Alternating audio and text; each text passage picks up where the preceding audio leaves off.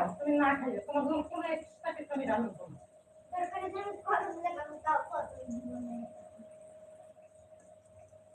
তোমার বেশি চলত দিয়েছে, খাইলে খাইলে না খাইলে না, যে দুটো কয়দিন না খাইলে